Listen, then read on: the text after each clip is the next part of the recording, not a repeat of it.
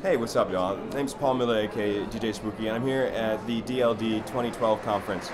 I just want to do a very quick demo of the iPad app that I developed with MusicSoft Arts for Apple.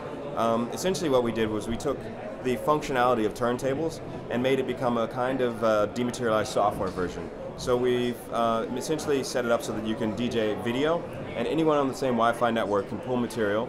Say, for example, if I press this red button here, if you were in the room and you heard the mix, you would be able to download the mix to your phone live on the spot at the club. So if you liked what you were hearing and it's a scratch routine, you would be able to walk out of the club with that on your phone.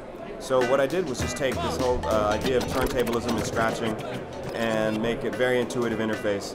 You basically should be able to be up and running within 3 minutes of pulling material from your iPad straight onto the turntables. And that's it. It's a continuous mix application, and it's about sharing your music and being able to get rid of the playlist and be able to play. James Brown is one of my favorites. He's one of the most sampled people in human history. So say, for example, this is 2 copies of the same record. I'm going to do a little beat juggling here. And I'm just looking at the waveform, and I'm just matching them up. And if I want to do, they're now flanging. You'll probably hear a little bit of, and you're seeing the crossfader is exactly like a physical one. So if I was scratching, I would be able to do the same thing. And the whole pun here is it's about the role of the composer in the 21st century, which leads me to my new book. I went to Antarctica and did a project about the acoustic portraits of a place, and I'm really interested in how hip-hop, techno, dubstep, drum and bass, they're all music from the city. And what happened for me as an artist is I wanted to hit the reset button on what I was thinking about with creativity, because the city is the defining crucible of hip-hop and all these musics. But what happens if you pull an urban artist out of the urban context?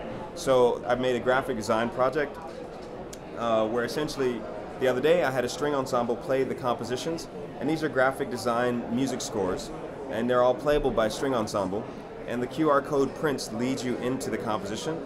The composition's tied into both my iPad app and to a website that is triggered by these QR code prints.